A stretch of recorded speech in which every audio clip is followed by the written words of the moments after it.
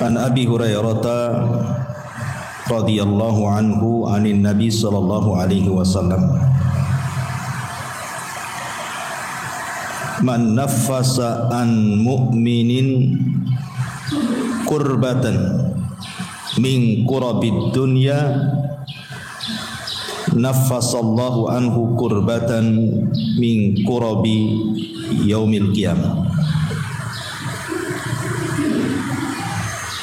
Wa man yassara ala mu'sirin yassarahu Allahu alaihi fid dunya wal akhirah. Wa man satara musliman satarahu Allahu fid dunya wal akhirah. Wallahu fi auni al-'abdi ma kana al-'abdu fi auni akhihi. Wa man salaka tariqan yaltamisu fihi 'ilma sahhalallahu lahu bihi tariqan ilal jannah. Wa majtama'a qaumun fi baitin min buyutillah yatluna kitaballah wa yatadarasunahu bainahum illa nazalat alaihimus sakinah wa ghasyiyatuhumur rahmah wa haffathumul malaikatu wa dzakarallahu fi man indah. Wa man batta'a bihi amaluhu lam yusri' bihi nasabuhu. Dari Abu Hurairah radhiyallahu an dari Nabi sallallahu alaihi wa ala alihi wasallam, barang siapa yang melepaskan dari seorang mukmin kurbatan, sebuah kesulitan, min kurabid dunya, dari kesulitan-kesulitan dunia, naffasallahu anhu kurbatan min kurabi yaumil qiyamah, maka Allah subhanahu wa ta'ala akan melepaskan bagi dia kesulitan dari kesulitan-kesulitan hari kiamat. Dan barang siapa yang memudahkan ala mu'sir, kepada orang yang sedang terlilit hutang,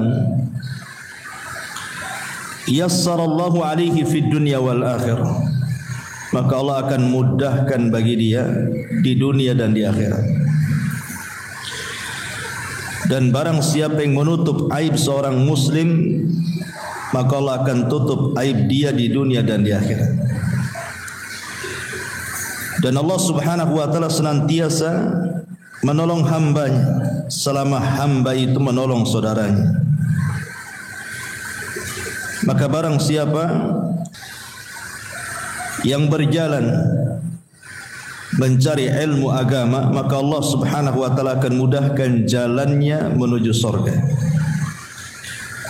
Dan tidaklah sebuah kaum berkumpul di salah satu rumah daripada rumah-rumah Allah, mereka membaca kitab Allah dan mempelajarinya, kecuali akan turun kepada mereka ketenangan dan akan diliputkan kepada mereka rahmat, dan akan diturunkan kepada mereka para malaikat, dan Allah sebut mereka di sisi makhluk yang ada di atas sana. Maka barang siapa yang lambat amalannya tidak bisa dikejar dengan nasabnya. Baik.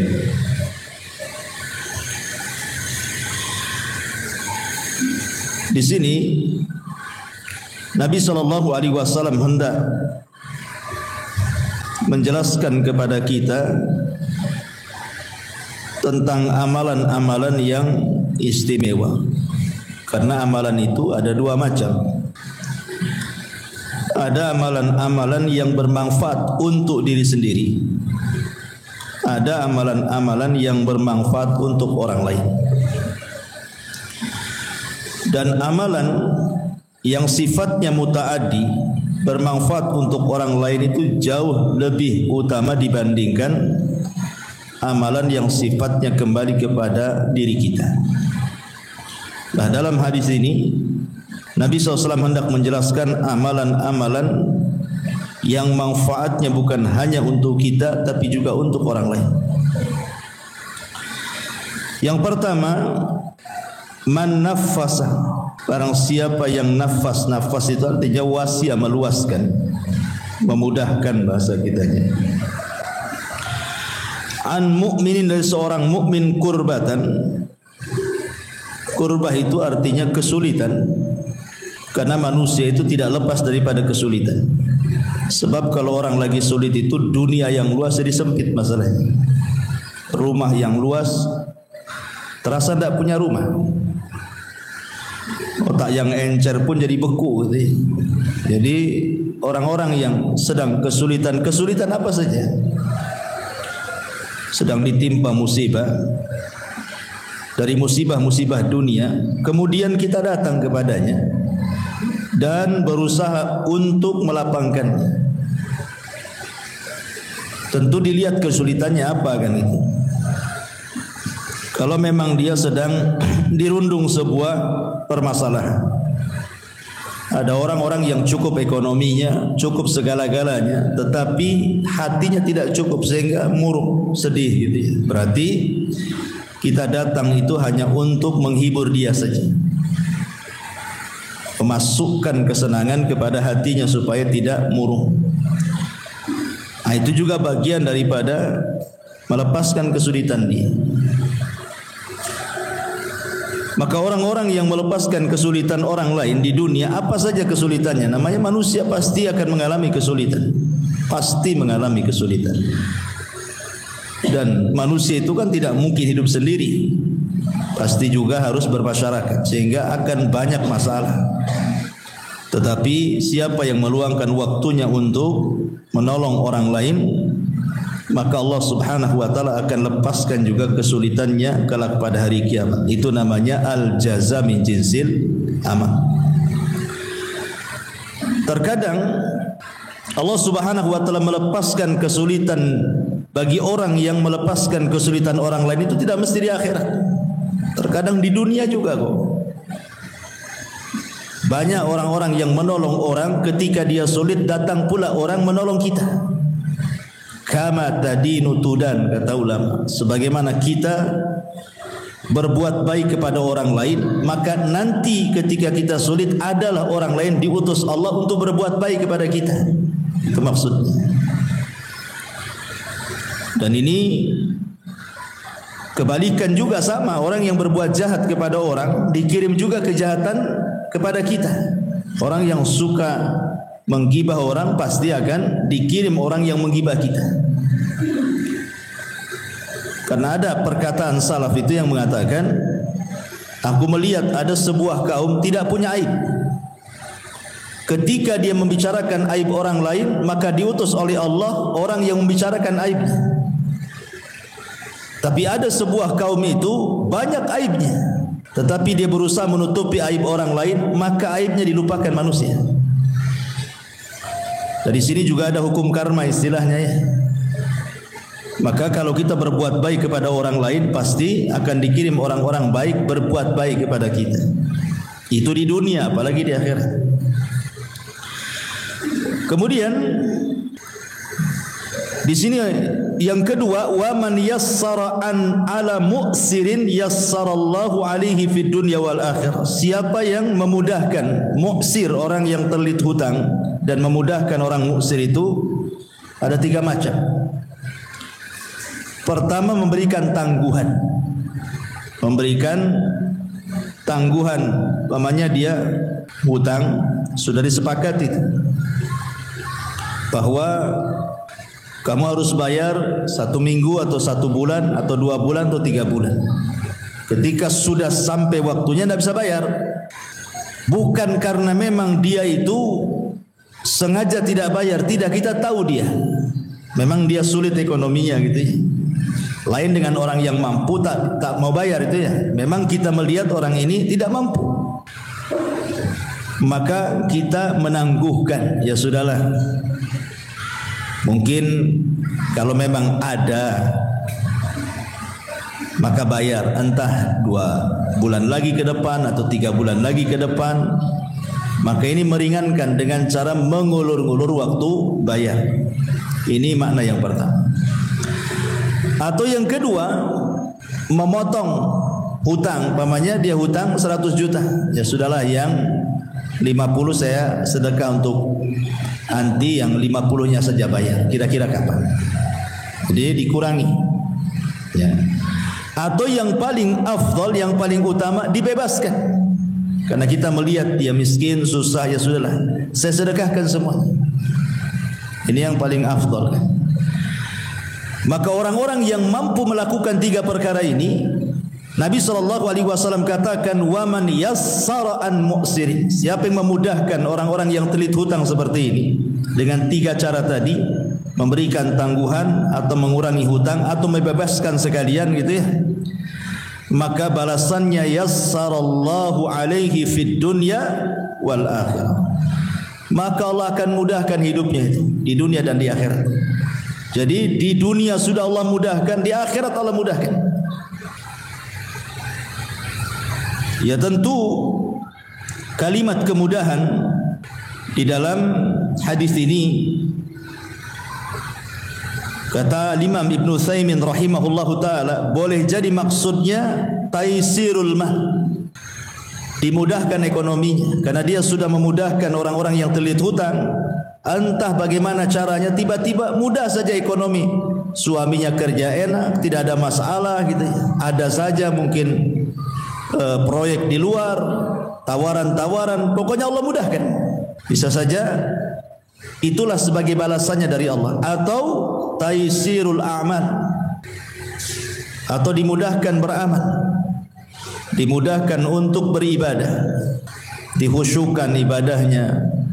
Atau taisirut ta'lim, dimudahkan untuk belajar. Wa ghairi dzalik, wa ghairu dzalik ayyu nau'in min anwa'i taisir, kata Syekh Utsaimin, atau kemudahan-kemudahan yang lainnya. Bukan hanya kemudahan itu saja, kemudahan yang lainnya. Ini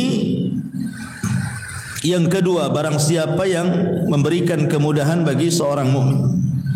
Kita jelaskan secara global dulu ya, baru kita rinci. Kemudian yang ketiga, wa man satara musliman satarahullahu fid dunya wal akhirah.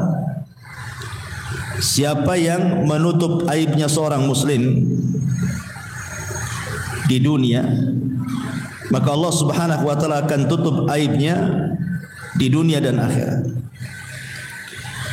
Menutup aib itu ada 3 jenis. Pertama, ada orang ini secara zahir ya, maksudnya nampaknya orang baik. Jadi ibu nampak orang yang, ya ibu tahu dia punya aib. Siapa sih manusia yang tidak punya aib? Pasti punya aib. Tapi ada orang itu secara zahir memang orangnya baik, taat gitu ya. Ibadahnya, penampilannya nampak. Maka kalau orang seperti ini, ibu wajib tutup aibnya. Ibu wajib tutup aibnya. Kalau nampak dia orang baik, dari segi penampilannya, dari segi ibadahnya, zahirnya ya, maka tidak boleh dibuka aibnya. Bahaya. Membuka aib orang baik itu bahaya. Yang kedua, ada orang jahat, sejahat-jahatnya orang, menyakiti orang, membahayakan orang dengan kejahatannya. Mungkin dia preman atau apa gitu ya. Maka kata para ulama, boleh kita bongkar aibnya hanya untuk mencegah kejahatannya saja, hanya untuk tarbiyah supaya dia sadar. Ini yang kedua. Yang ketiga, zahirnya tidak tampak. Saya tidak tahu dia orang baik, orang enggak baik, saya tidak tahu. Karena dikatakan orang baik tak nampak zahirnya, dinampakkan orang jahat pun saya belum pernah melihat kejahatannya. Ragu-ragu antara orang baik, orang jahat. Maka hukum yang ketiga tetap asal adalah hukum menutup aibnya. Hukum asal menutup aibnya. Ini 3 orang yang harus dipahami tentang masalah satru al-aurah di sini. Man satara musliman, barang siapa yang menutup aibnya seorang muslim, artinya menyembunyikan, menutup, tidak menyebarkan, cukup kita yang tahu saja, maka Allah Subhanahu wa taala akan tutup aib kita di dunia dan di akhirat. Ini yang ketiga. Kemudian Allah Subhanahu wa taala, Rasul SAW menyebutkan yang keempat, wallahu fi aunil abdi ma kana al-abdu fi auni akhihi. Dan Allah akan senantiasa menolong hambanya selama hambanya mau menolong saudaranya. Mau menolong saudaranya. Menolong apa saja, ya. Apa yang bisa kita tolong, nah kita tolong saudara kita. Pamannya ada tetangga butuh kita, dia sedang sakit, kita punya kendaraan, daripada dia sewa, udahlah kita antar saja. Dan macam-macamnya. Kemudian kata Nabi SAW, wa man salaka tariqan yaltamisu fihi ilmah sahhalallahu lahu bihi tariqan ilal jannah. Maka barang siapa yang berjalan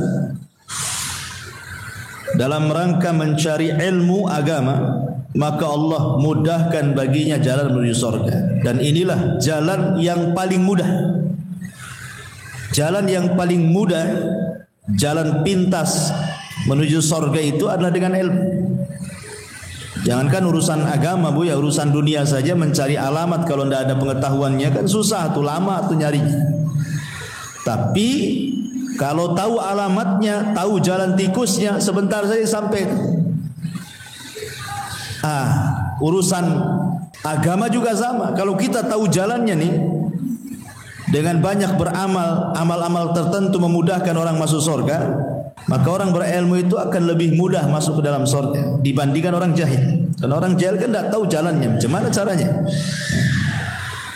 Kemudian kata Nabi, wa majtama'a qaumun fi baiti min buyutillah yatluna kitaballahi wa yatadarasunahu bainahum.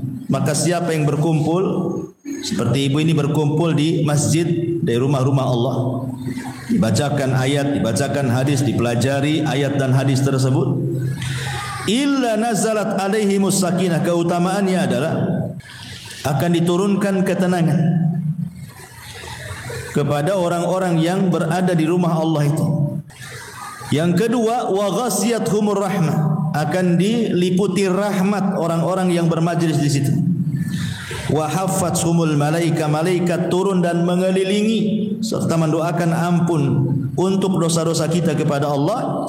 Wa dzakarallahu fi man inda, yang keempat ini yang lebih luar biasa lagi, Allah sebut nama-nama kita yang hadir di majlis tersebut di depan makhluknya yang ada di sana. Maksudnya Allah menyebutkan nama-nama satu persatu di hadapan para malaikat di langit. Dan ini keutamaan para talabatul ilmi.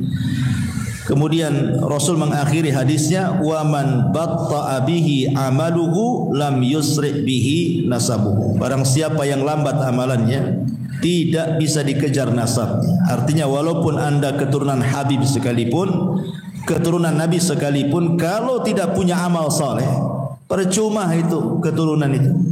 Karena pada hari kiamat itu nasab akan terputus. Yang bisa menyelamatkan itu adalah amalnya masing-masing.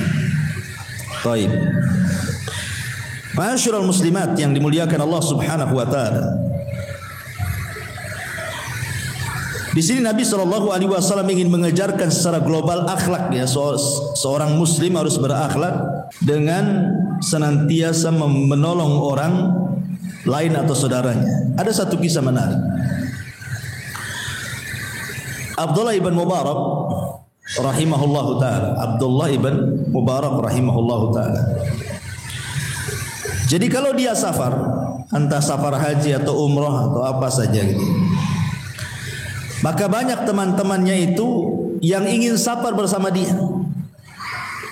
Jadi teman-temannya mengatakan, wahai Abdullah ibn Mubarak, kira-kira kapan engkau haji? Saya ingin haji sama kamu sama-sama.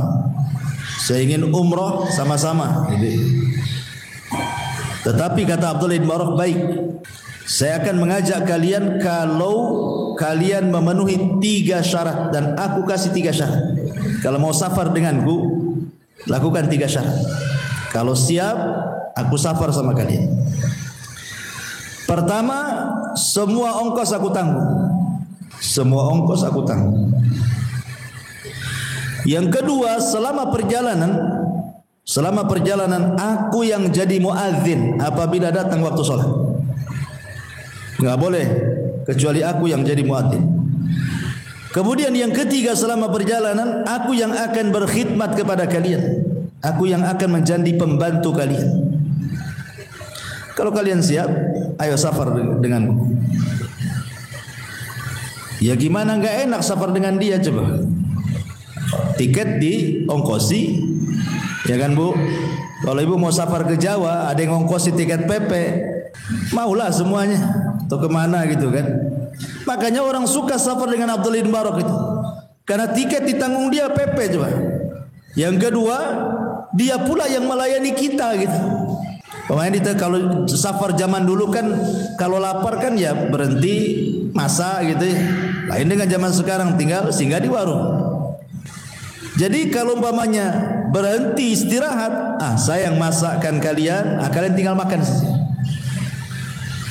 Kemudian yang ketiga, tapi syaratnya juga kalau waktu sholat datang, aku yang akan menjadi muazzin. Bagaimana Abdullah bin Mubarak rahimahullahu taala memberikan contoh kepada kita bahwa orang itu dikatakan baik bukan hanya sekedar di lingkungannya saja kan. Orang itu dikatakan baik kalau dia baik di 3 tempat. Ya. Pertama, sebagai tetangga, nampak kebaikan, bertetangga di samping kita. Yang kedua, partner bisnis. Kalau dia berserikat dalam bisnis, dia tidak ada masalah, baik orangnya. Ya. Maka dia orang baik. Dan yang paling berat yang ketiga ketika safar. Ibu menilai orang baik atau tidak tetangga ini, ajak safar. Makanya safar dikatakan safar.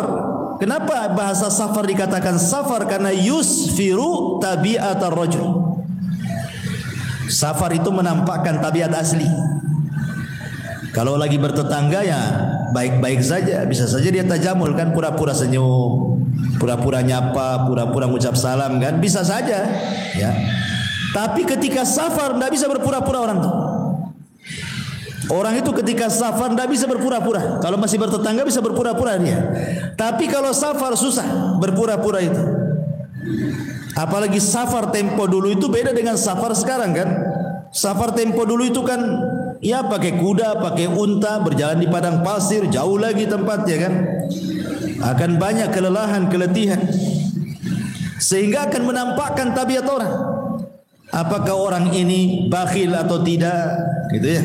Orang ini punya perhatian atau tidak, suka bantu atau tidak, apakah egois atau apa, nampak itu nanti. Orang lagi safar. Makanya Abdullah bin Mubarak mengajarkan kepada kita bagaimana menjadi orang baik, menolong orang. Saya di antara syaratnya adalah aku yang akan berkhidmat kepada kalian. Dia berusaha untuk menolong orang. Makanya di zaman Nabi SAW ketika Nabi berperang dan itu terjadi di musim panas. Lah ketika itu terjadi di bulan Ramadan. Akhirnya ada sebagian para sahabat puasa, ada sebagian para sahabat tidak puasa, tidak tahan. Lah yang berpuasa yang paling banyak naungan dari matahari itu adalah yang membawa pakaian lebih. Jadi bisalah untuk pakaiannya menaungi dari panas matahari ketika perjalanan perang itu. Dan yang tidak maka dia hanya bisa menaungi kepalanya dengan tangannya saja seperti ini. Akhirnya karena jarak tempuh juga jauh, banyak orang-orang yang tidak sanggup, khususnya orang-orang yang berpuasa. Ada sebagian mereka yang kemudian lelah, letih dan ada yang pingsan karena menahan lapar.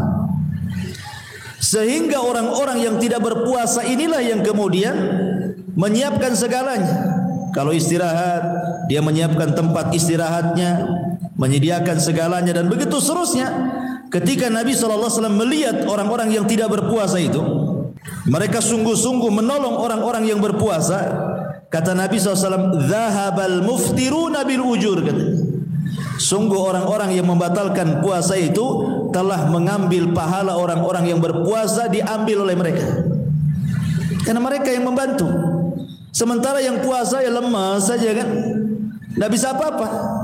Tapi Rasul mengatakan, "Zahaba al-muftiruna bil ujur." Orang-orang yang tidak puasa telah mengambil pahala-pahala orang yang berpuasa. Karena dalam hukum fikih juga bahwa orang yang safar itu ada rukhsah untuk berbuka kan. Kalau dia tidak sanggup, lebih baik berbuka. Bahkan Rasul dengan tegas mengatakan, "Laisa minal birri asyamu fi safar."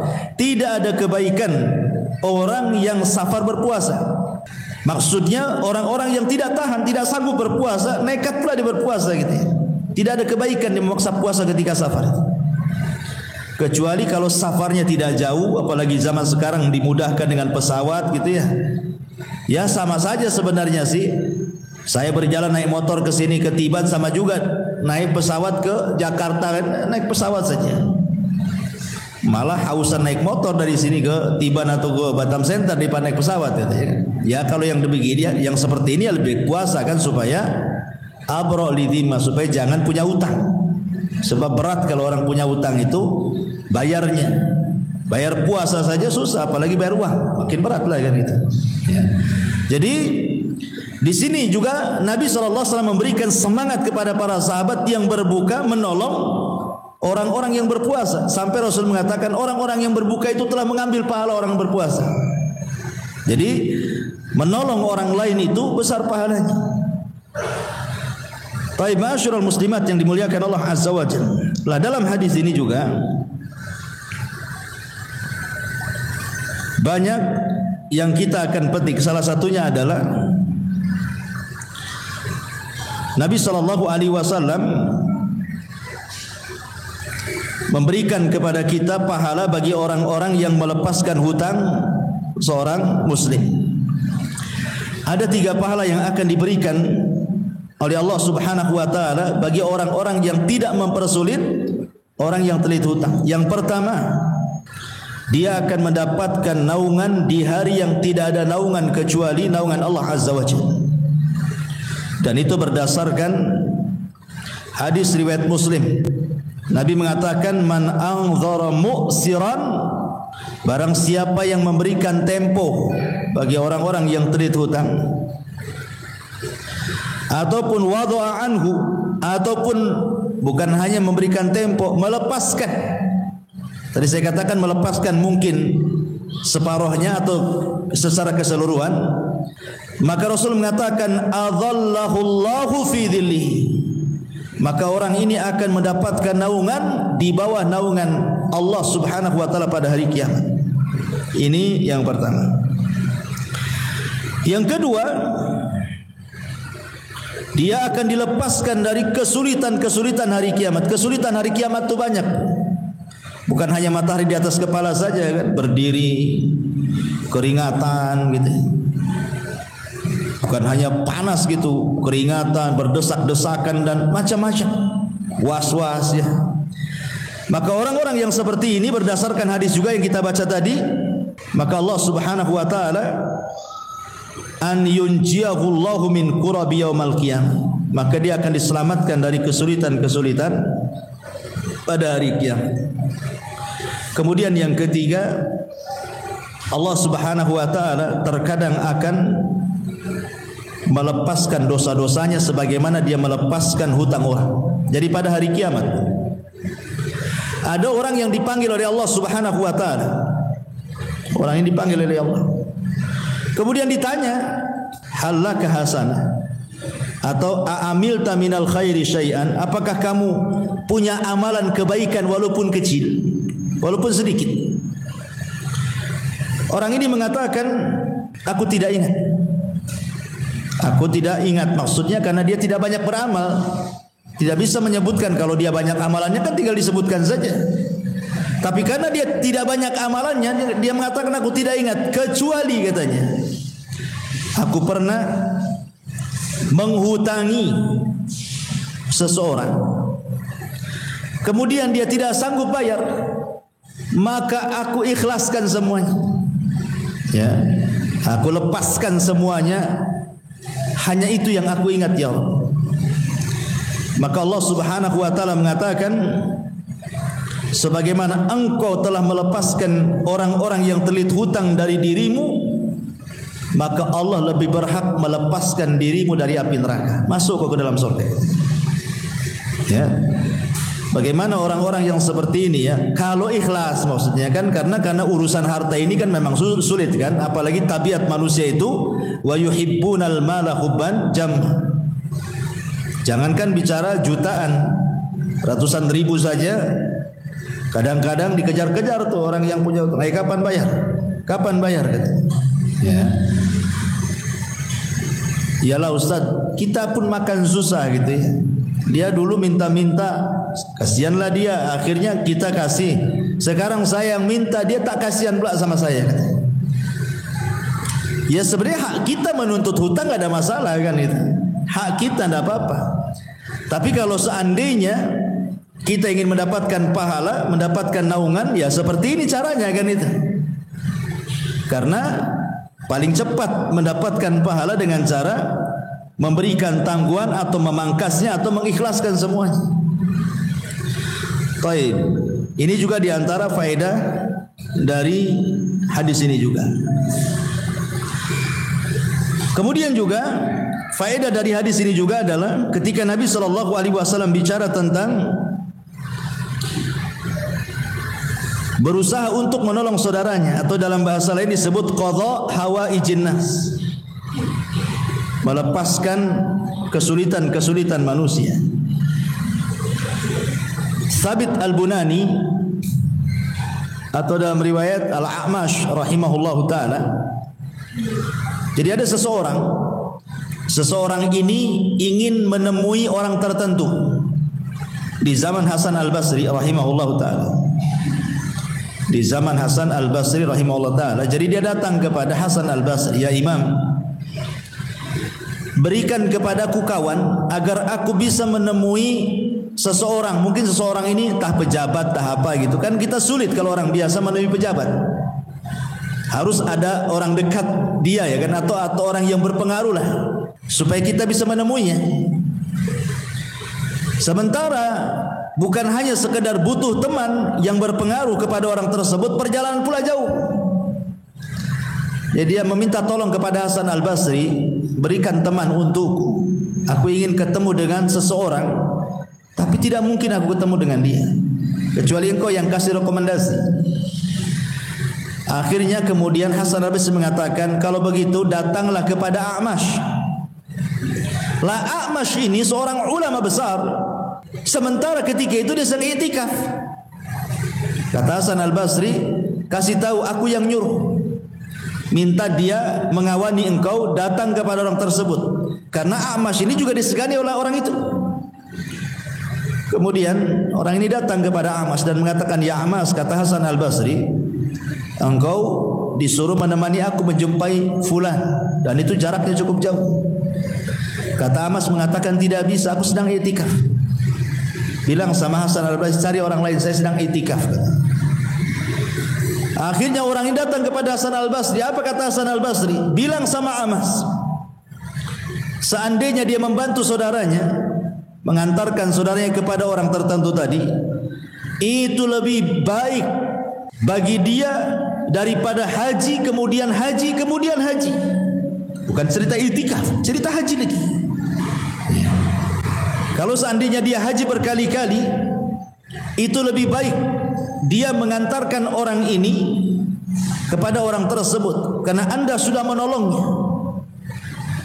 Dari sini juga ada kaidah kalau pemahaman kita dari perkataan Hasan Al-Basri itu, pertama yang saya katakan di awal bahwa ibadah yang sifatnya manfaat kepada orang lain jauh lebih baik di hadapan Allah dibandingkan ibadah yang manfaatnya kembali kepada kita kan. I'tikaf kan kembali kepada kita. Haji juga sama. Tetapi mengantarkan orang ini kan manfaat untuk orang itu juga. Makanya kata Hasan Al-Basri, katakan kepada A'mash itu, seandainya dia mau menolong orang ini mengantarkan, jauh lebih baik pahalanya dibandingkan dia haji kemudian haji kemudian haji gitu. apalagi itikaf. Nah, seolah seperti itu. Jadi luar biasa kan, menolong orang ini luar biasa gitu pahalanya. Kata Hasan Al-Basri rahimahullahu taala. Ma'asyiral muslimat yang dimuliakan Allah Subhanahu wa taala. Kemudian juga dalam hadis ini yang paling penting juga adalah menutup aib. Di dunia ini selain para nabi, tidak ada manusia yang sempurna 100%. Dan tidak pula ada orang yang berdosa 100%. Tidak ada manusia yang sempurna 100%. Tidak ada juga yang berdosa 100%. Pasti orang itu di antara sempurna dan berdosa. Artinya tidak ada yang sempurna. Mungkin seseorang itu sekali-kali dia berbuat baik, sekali-kali dia maksiat. Atau terkalahkan kebaikannya dari maksiat, atau terkalahkan maksiat dari kebaikannya. Manusia kan seperti itu. Artinya setiap manusia itu punya salah dan dosa. Karena kita tahu bahwa manusia itu ada salahnya, terkadang satu sisi ada salahnya, terkadang satu sisi juga ada dosanya. Maka kita tidak bisa mencela orang. Ketika kita kemudian membongkar aib orang lain, apakah kemudian para pembongkar aib itu pada badannya tidak ada aib? Pasti ada aib, tidak mungkin tidak ada aib. Namanya tidak ada manusia yang sempurna kan? Pasti kita juga punya aib. Sebagaimana orang itu punya aib, kita juga sama. Makanya kenapa dalam sebuah hadis Nabi SAW mengatakan Innallaha hayyun sittirun yuhibbul haya was sitra. Allah itu zat yang maha pemalu, lagi maha penutup, dan Allah suka dengan hamba-hambanya pemalu dan hamba-hambanya penutup aib orang. Allah suka karena di antara sifat Allah itu sitir, menutup aib. Makanya sering saya katakan, Bu, kenapa orang itu dihargai manusia coba? Kenapa ibu masih dihargai orang? Karena aib ibu kan orang tidak tahu masalahnya. Coba kalau setiap kita dibongkar oleh Allah aibnya, baik aib rumah tangga kita, baik aib kita sendiri, anak-anak kita, keluarga kita, mungkin gak ada yang hormati kita. Allah yang menjadikan kita terhormat. Makanya ada orang-orang itu yang berbuat dosa di malam hari, Allah tutup aibnya di siang hari. Ada orang-orang berbuat dosa di siang hari, Allah pula tutup aibnya di malam hari. Sebab itulah semua manusia dihormati satu dengan yang lainnya. Kenapa? Karena belum terbongkar saja aibnya. Coba kalau terbongkar aibnya, mungkin orang meletakkan pasir di atas kepala kita. Seperti perkataan Imam Ahmad ibn Hanbal rahimahullah ta'ala ketika dia belanja ke pasar. Imam Ahmad ini ke pasar belanja, nengok murid-muridnya banyak di pasar. Imam Ahmad nenteng-nenteng barang kan itu. Kata murid-muridnya, ya Imam, antal imam, kau ini imam, tidak perlu kau bawa-bawa barang ini. Biar kami murid-muridnya yang membawa barang-barang ini, kau jalan saja. Kata Imam Ahmad, tidak, ini belanja saya yang bawa. Kalian menghormati saya itu, kata Imam Ahmad, karena kalian tidak tahu aibku saja, kata. Kalau Allah bongkar aibku di hadapan kalian, tentu kalian akan meletakkan pasir di atas kepalaku, kata. Jadi kita bersyukur Allah masih menutup aib kita itu, karena dengan cara itulah kita masih dihargai orang. Dihargai orang lain karena belum terbongkar aibnya. Masing-masing kita punya aib. Di zaman Nabi SAW ada seorang budak namanya Maiz. Seorang budak namanya Maiz. Maiz ini punya tuan namanya Hazal. Jadi Maiz ini budak, kemudian dijadikan anak angkat oleh Hazal. Tiba-tiba Maiz ini berzina dengan sesama budak. Ketahuan sama Hazal, tuannya ini. Ya. Akhirnya kemudian dilaporkan sama majikannya. Padahal Maiz ini sudah tobat, ketahuan tuannya sekaligus bapak angkatnya, dia bertobat, tidak akan mengulangi lagi, berjanji. Maka Hazal memaksa dia untuk dilakukan had, dilakukan hukuman rajam karena Maiz sudah menikah. Dia berzina, hukum rajam dalam Islam kan itu.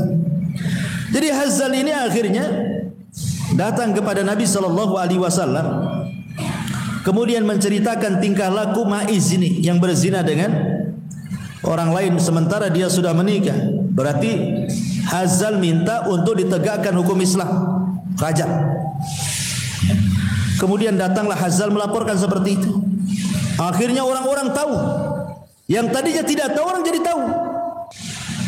Maka karena urusannya sudah sampai kepada Rasulullah, sudah sampai kepada Rasulullah, akhirnya kemudian Maiz pun datang dan mengatakan, ya Rasulullah, zanaitu fatahhirni. Rasul, aku sudah berzina, bersihkan aku.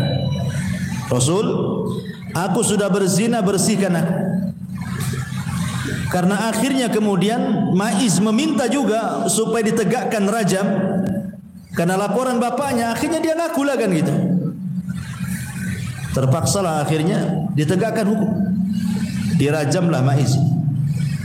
Sampai ketika dirajam itu ada sahabat yang mencela Maiz itu. Maka Rasul mengatakan, jangan kau cela Maiz. Kemudian setelah perajaman itu, Rasul memanggil siapa? Hazal, bapak angkatnya. Dan Nabi SAW mengatakan, ya Hazal, lau satartahu biridaika kana khairan. Hazal, kenapa kau datang kepadaku menceritakan tentang perzinahan Maiz? Kalau engkau tutup aibnya, kau jangan cerita. Kamu panggil saja Maiz, nasihati dia supaya tobat. Tidak perlu harus datang kepadaku sehingga tegakkan hukum had, gitu maksudnya. Biar dia bisa bertobat. Jadi Rasul menyayangkan kepada Maiz kan. Kenapa? Kalimat itu menunjukkan apa? Rasul meminta kalau orang lain melakukan perbuatan dosa, kalau bisa kita tutup aibnya. Ya. Makanya Rasul mengatakan, ya Hazal, lau satartahu biridaika kana khairan. Hai Hazal, kalau engkau tutup dengan kainmu itu, maksudnya jangan kau ceritakan. Cukup engkau dengan Maiz yang tahu, kau nasihati dia supaya tobat, selesai. Enggak harus dia dirajam gitu maksudnya. Itu lebih baik kata Rasulullah. Dibayangkan? Ya, lihat. Dari sini menunjukkan bahwa sekalipun ibu melihat dengan mata kepala ibu ini, mamanya tetangga melakukan maksiat, tahulah dengan matanya, itu saja kita harus menutupi aibnya. Seandainya kita melihat, apalagi tidak melihat, kemudian dengar si fulan melakukan begini begitu, tiba-tiba ibu bercerita, ibu namanya tajasus namanya. Tidak boleh, haram. Melihat saja kita harus tutup aibnya, apalagi mencari-cari aib orang. Ya, ngintip-ngintip di jendela, ngapain orang itu? Jangan-jangan itu ngapain ngintip-ngintip kesalahan orang? Ya, itu tajasus, itu naik lagi dosanya. Ya.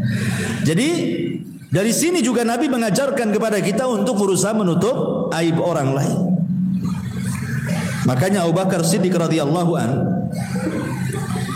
dia mengomentari tentang kisah ini, laulam ajid lis-sariki waz-zani wasyaribil khamri illa thawbi la ahbabtu an asturahu alaihi. Kata Abu Bakar Siddiq radhiyallahu anhu, kalaulah aku tidak mendapatkan bagi pencuri, bagi pezina, bagi peminum khamar kecuali pakaianku ini yang bisa menutup aibnya, akan kulakukan. Sampai seperti itu Abu Bakar Siddiq radhiyallahu anhu. Makanya Isa bin Maryam ketika ada orang melihat mencuri, jelas-jelas loh di mata dia ada orang pencuri, nampaklah dia mengambil barang itu, dikejar sama Isa. Kemudian kata Isa, tadi kamu mencuri? Maka orang pencuri mengatakan, wallahi aku tidak mencuri. Kata Isa bin Maryam, oh sodaqta wa kadzaba aini, kau benar, mataku yang salah. Supaya menutup aibnya gitu ya. Jadi coba kalau ibu kata, oh iya ya, saya nggak melihat, mungkin saya yang kekelilip mata, supaya kita tidak bercerita lah sama orang. Ini juga salah satu pentingnya seseorang itu menutup aib saudaranya. Itu diantara faedah daripada hadis ini. Kemudian juga faedah tentang pentingnya ilmu. Di ujung hadis Rasul mengatakan, tidaklah seseorang itu berjalan menuju tempat belajar, mempelajari agama, kecuali Allah mudahkan jalan menuju masuk surga. Alhamdulillah Bu, Allah mudahkan ilmu kepada kita kan. Ibu tidak harus jalan seperti para ulama dulu lah. Berjalan itu bisa berbulan-bulan, bertahun-tahun hanya untuk belajar.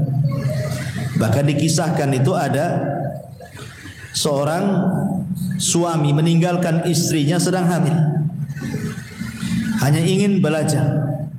Kemudian belajar lama tidak pulang-pulang sampai anaknya lahir, sampai anaknya remaja, sampai anaknya dewasa. Berapa puluh tahun dia belajar. Kemudian setelah mendapatkan ilmu yang cukup, dia ingin berdakwah ke kampungnya, pulang dia. Ketika hendak menemui istrinya, ya anaknya kan tidak kenal siapa dia, padahal itu bapaknya.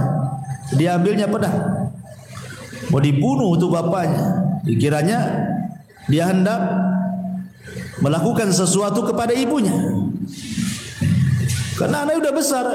Zaman dulu kan sulit, kalau zaman sekarang ya bisalah video call kan, nampaklah wajah bapaknya kan. Zaman dulu mana tahu, apalagi jangan lagi cerita call-callan kan, ngirim surat saja tidak jelas kemana alamatnya, kadang sampai kadang tidak. Ketika datang anaknya sudah dewasa, anaknya marah gitu, kamu apa masuk katanya. Kata ini saya ini rumah saya. Hampir berkelahi itu. Ketika kemudian istrinya keluar dan mengatakan, nah itu ayah. Itu zaman dulu loh, belajar sampai seperti itu. Kalau sekarang Bu ya, kalau suami pergi sampai berpuluh-puluh tahun udah kawin lagi itu di sana paling, ya kan? Atau ibu yang kawin di sini kan. Tahu-tahu suaminya datang udah cerai, udah suami baru, kan ada ceritanya. Ustadz, saya dulu punya suami merantau Kalimantan. Lama 20 tahun dia tak balik-balik. Saya kira dia ada mati dia. Lewat 10 tahun lebih, akhirnya saya gugat cerai ke pengadilan. Karena saya sudah tidak bisa lagi hubungi dia. Mau pakai apa lagi? Mau nyurati kemana alamatnya? Ya sudah dianggap mati katanya. Sudah nikah, datang pula suaminya. Ya. Jadi, tapi kan ini ijtihadnya orang dulu. Ya tentu kalau zaman sekarang melakukan yang seperti ini kan mustahil juga. Tapi kan menurut kita akan himmahnya orang dulu. Himmahnya orang dulu itu kalau belajar itu safarnya jauh-jauh. Bahkan bukan hanya ibarat kita lah, umpamanya saya belajar ke Yaman, itu duduk, dapatlah istifadah dari masa itu berbagai bidang ilmu. Zaman dulu itu kadang-kadang ilmunya itu bukan sebanyak yang kita bayangkan. Kadang-kadang hanya memastikan sebuah hadis saja itu mereka harus berjalan. Seperti yang dilakukan siapa? Abi Ayyub Al-Ansari. Abi Ayyub Al-Ansari. Abi Ayyub Al-Ansari ini mendengar sebuah hadis. Hadis yang kita baca, man satara musliman satarahu Allahu yaumal qiyamah. Siapa yang menutupi aib seorang muslim di dunia, maka Allah akan tutup aibnya di akhirat. Masalahnya Abi Ayyub Al-Ansari ini dia tidak mendengar langsung dari Nabi, tapi dia mendengar dari orang yang mendengar dari Nabi. Lah orang yang mendengar dari Nabi itu tinggalnya di Mesir, dia di Madinah. Namanya Uqbah ibn Amir. Terpaksa Abi Ayyub ini menyiapkan perbekalannya, untanya dan banyak perbekalannya, berjalan dia dari Madinah ke Mesir. Hanya untuk memastikan betul enggak kau mendengar ini dari Nabi, hanya itu saja. Setelah ke Mesir berjumpa dengan Uqbah ibn Amir, wahai Uqbah, betul kau mendengar hadis man satara musliman satara Allah yaumal qiyamah dari Nabi? Kata Uqbah, ya aku mendengarnya. Dah pulang lagi. Perjalanan dari Madinah ke Mesir ini bukan tidak berongkos kan, itu di zaman itu harus beli untanya, perbekalannya. Kan jauh itu perjalanan, bisa berbulan-bulan sampai di Mesir kan. Habis berapa duit itu? Tetapi demi memastikan itu saja, para sahabat itu menunjukkan apa? Mulianya sebuah ilmu. Dan ini juga sama dengan yang dilakukan Jabir bin Abdullah radhiyallahu an ketika dia mendengar hadis Nabi sallallahu alaihi wasallam, yuhsyarun nas yaumal qiyamah khufatan uratan ghurlan. Nanti pada hari kiamat manusia dikumpulkan telanjang, tidak pakai sandal, kembali tidak dikhitan. Jabir ini tidak mendengar langsung dari Nabi, tapi dari orang yang mendengar langsung dari Nabi. Orangnya ada di Syam, namanya Abdullah ibn Unais radhiyallahu anhu. Ketika dia mendengar Abdullah ibn Unais masih hidup di Syam, dia persiapkan unta terbaiknya, perbekalannya, berjalanlah dia dari Madinah ke Syam, hanya ingin berjumpa dengan Abdullah ibn Unais. Sudah berjumpa dengan Abdullah ibn Unais, hanya mengatakan, wahai Abdullah ibn Unais, betul kau mendengar dari Nabi bahwa nanti pada hari kiamat manusia akan dikumpulkan telanjang, tidak dikhitan? kemudian tidak beralaskan sandal, kata Abdullah bin Mas'ud, iya katanya. Ya sudah, balik lagi. Hanya itu saja coba orang dulu kan. Tapi lihat himmahnya menuntut ilmu itu luar biasa. Karena bagi mereka sanad ulu itu lebih baik daripada sanad nazil. Artinya yang dekat dengan Nabi itu lebih baik dibandingkan yang jauh dari Nabi.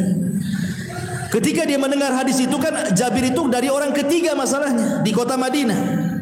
Sementara Abdullah bin Mas'ud itu orang kedua setelah Nabi kan. Jadi semakin dekat dengan Nabi itu disebut sanad ulu, itu lebih afdal bagi orang-orang dulu dibandingkan jauh dari Nabi. Ibaratnya ibu langsung belajar ke saya lebih baik dibandingkan belajar ke murid saya gitu maksudnya. Itu namanya sanad ulu.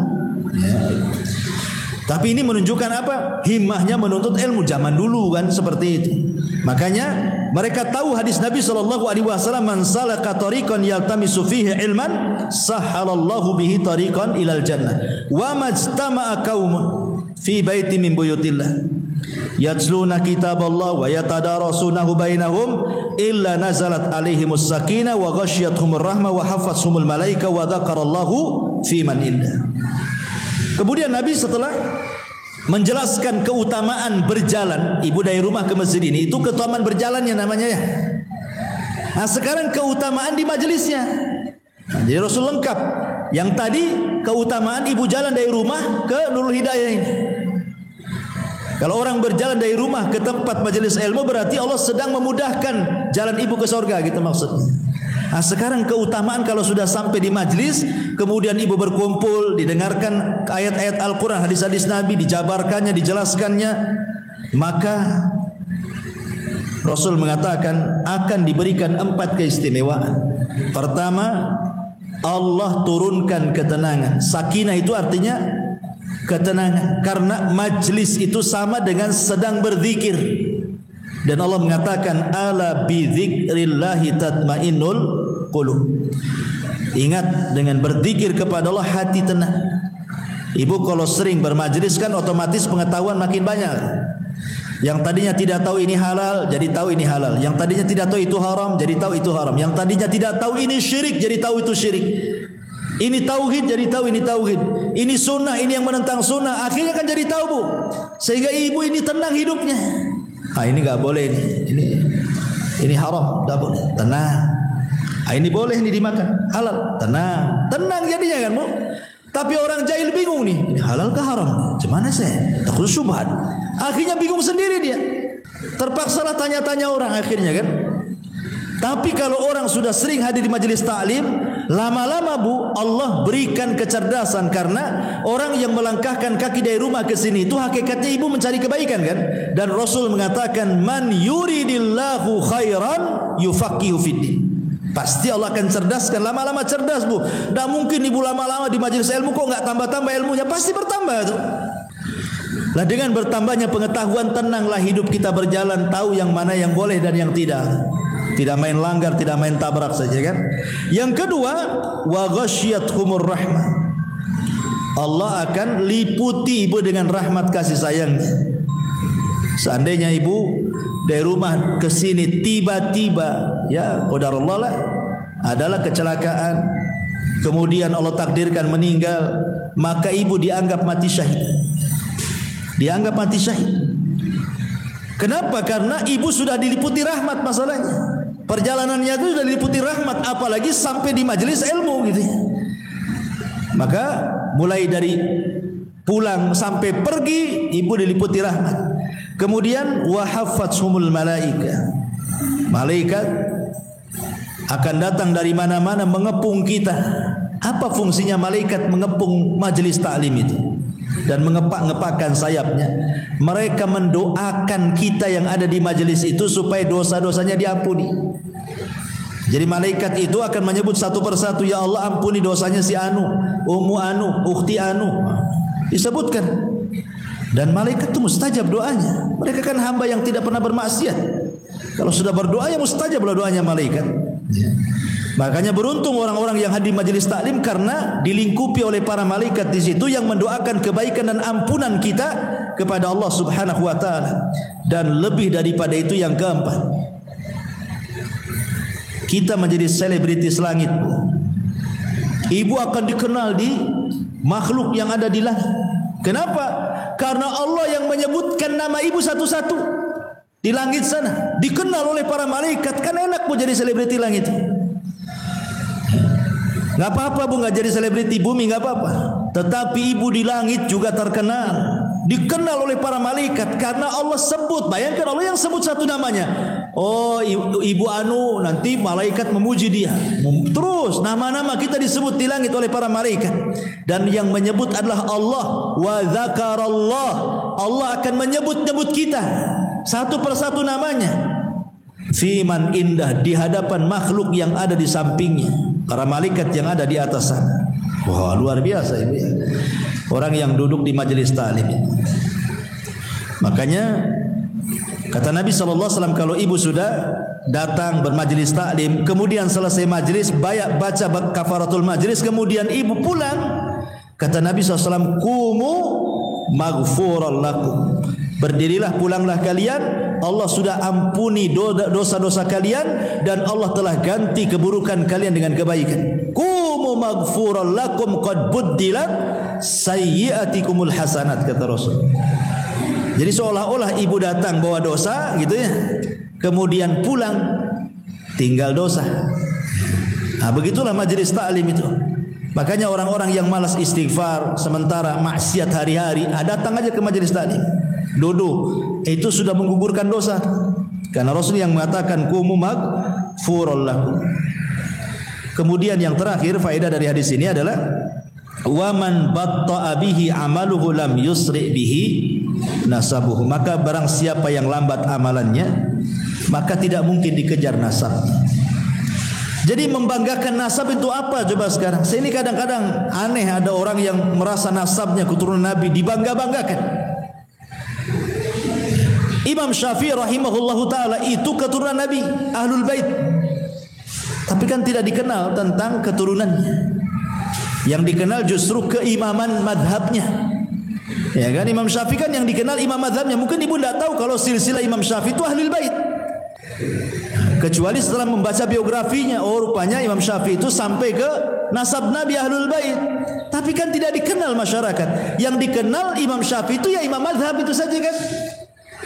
Ya, karena Imam Syafi'i mengajarkan kepada kita bahwa nasab itu pada hari kiamat akan terputus. Tetapi yang tidak akan terputus itu amalan kita. Idza mata ibnu Adam in qata amaluhu illa min thalathin sadaqatin jariyah aw ilmin yuntafa'u bihi aw waladin salihin yad'ulah. Tidak disebut nasab di sini. Hanya ilmu yang bermanfaat, sedekah yang mengalir, punya anak yang mendoakan. Karena dia anak soleh mendoakan orang tuanya. Berarti semuanya terputus kecuali 3 perkara kan, termasuk nasab. Makanya Allah mengatakan fala ansaba yauma idzin. Maka tidak ada nasab pada hari itu. Maksudnya tidak terputus nasab, karena yang akan dibanggakan di hadapan Allah itu bukan nasab tetapi amalan. Wajar kalau Rasul mengatakan kepada Fatimah, putrinya sendiri mengatakan, ya Fatimah binta Muhammadin saluni ma syi'ti la ugni anki minallahi syai'a. Fatimah putri Muhammad, minta sekarang di dunia, mumpung hidup di dunia, minta sama abimu nih. Sebab pada hari kiamat kata Rasul, la ugni anki minallahi syai'a, aku tidak bisa menolongmu. Lah kalau Rasul tidak bisa menolong Fatimah, bagaimana menolong kita? Ya kan? Kecuali dengan amalannya. Nanti dengan amalan itulah orang ini dapat syafaat. Makanya Nabi SAW tidak bisa memberikan syafaat kepada pamannya Abu Talib. Hanya syafaat khusus, tapi kan tidak keluar dari neraka kan? Karena Abu Talib tidak mengikuti Nabi. Coba Abu Talib masuk Islam, artinya kan dia punya amalan tuh. Kalau sudah punya amalan masuk Islam, maka Rasul akan berhujah di hadapan Allah, bisa menolong Abu Talib kan? Tapi tidak bisa menolong kecuali syafaat khusus. Itu pun tidak bisa mengeluarkan dari api neraka. Tetap saja dia di neraka, cuman diringankan saja azabnya. Ya. Maka di sini juga faedah bahwa waman batta'a bihi amaluhu lam yusri bihi nasabu. Siapapun yang lambat amalannya tidak bisa dikejar dengan nasabnya. Wallahu alam, ini diantara